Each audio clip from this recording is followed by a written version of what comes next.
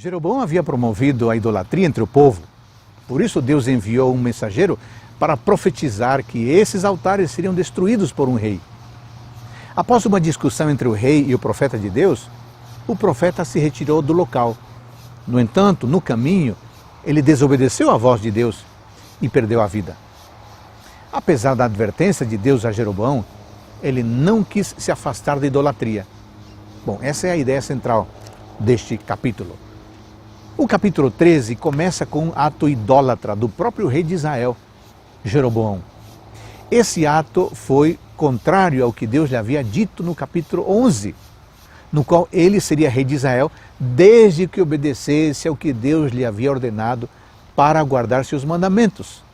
Foi aí que o profeta do Senhor interveio, no exato momento em que o rei estava prestes a queimar incenso.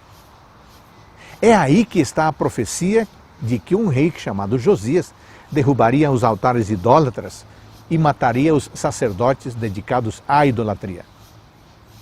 Rapidamente, o rei tentou pegar o homem de Deus. No entanto, a mão que ele usou para apontar para o profeta secou e ele não conseguiu endireitá-la. O juízo de Deus foi tão real na vida do rei que o altar foi quebrado e as cinzas foram espalhadas. O rei suplicou ao profeta para orar a Deus e o profeta finalmente orou e a sua mão foi restaurada. Embora o rei tenha tentado fazê-lo ficar, ele disse que não poderia ficar por instrução de Deus e assim seguiu seu caminho. De uma forma interessante, um homem apareceu na cena e se fez passar por profeta de Deus. Ele foi ao enviado de Deus e disse que um anjo havia lhe falado para ir à sua casa para comer. Dessa forma, o verdadeiro profeta de Deus foi enganado. Infelizmente, a caminho de casa, ele foi atacado por um leão e perdeu a vida por desobedecer à voz de Deus.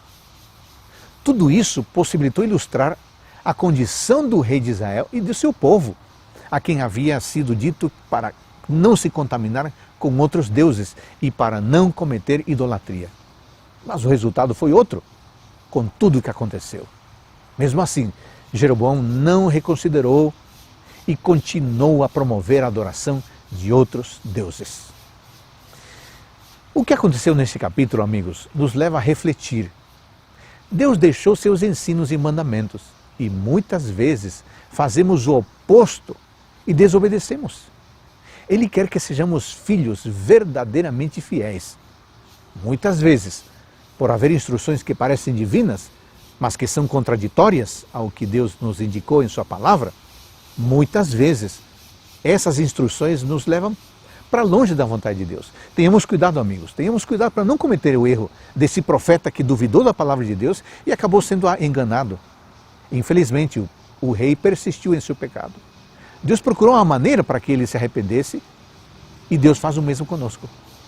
O chamado hoje, amigos, é para que sejamos obedientes a Deus e não às pessoas. Viva hoje em lealdade ao Pai Celestial. Um ótimo dia para você.